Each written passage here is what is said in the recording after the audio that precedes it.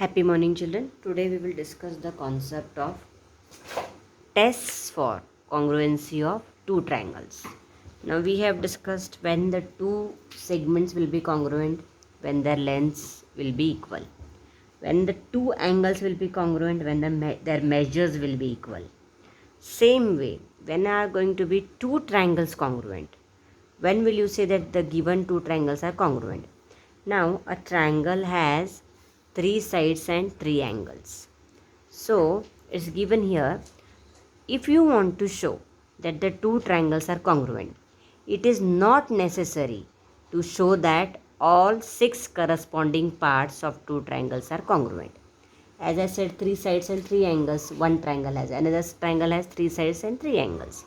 So here they are telling that you don't have to show all the three sides, all the three angles of two triangles are congruent to show that the two triangles are congruent.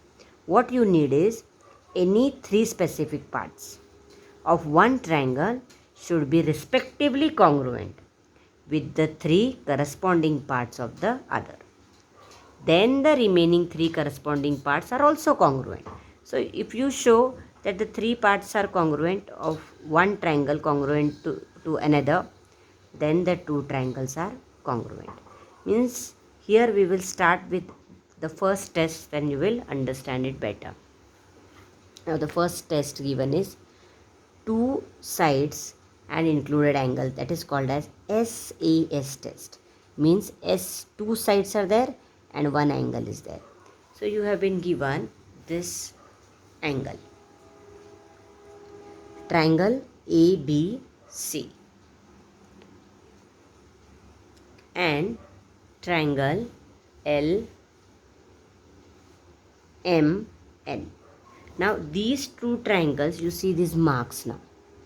From these marks what you can see, that length of AB is equal to length of LM. It's given. AB is equal to LM. Okay. Then BC is equal to MN. Length of BC is equal to length of MN.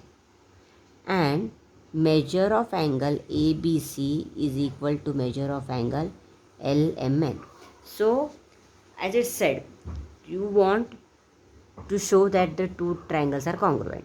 So any three conditions is enough.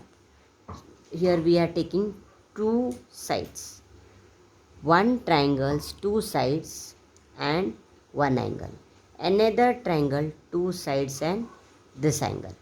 So as it is said that if we want to show that these two triangles are congruent, we should be able to show that the three parts of one triangle is congruent to the three parts of another triangle. That's all. So already we have got the three steps here. AB is congruent to LM.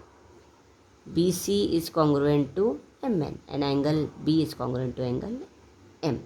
So these two triangles are congruent by SAS test. This is the way.